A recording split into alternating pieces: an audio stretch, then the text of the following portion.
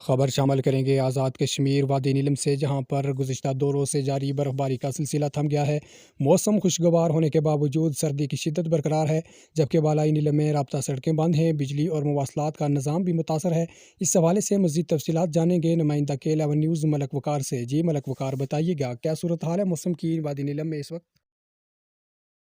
جی، ملک بھر کی طرح بالائی وادی نیلم میں 2 روز وقفے کے بعد برف باری کا جو سلسلہ ہے وہ ختم ہو چکا ہے۔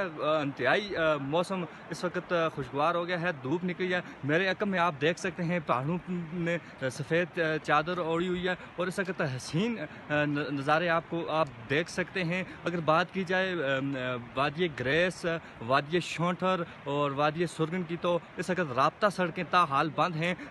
مین شاردا سے کیل اس وقت تک بند ہے اور کیل سے تاؤ بٹ بھی اس وقت سڑک جو ہے بند ہو چکی ہے، اور سیاحوں کی بڑی تعداد سیاحتی مقام شاردا، کیل، اڑنگ کیل میں بڑی تعداد میں موجود ہیں، اور اس وقت محکمہ شاہراہات کی جو مشینری ہے وہ شاردا سے کیل کام میں مصروف ہے، اور سرگن ویلی کی بھی سڑک کو کھولنے کے لیے اقدامات کیے جا رہے ہیں۔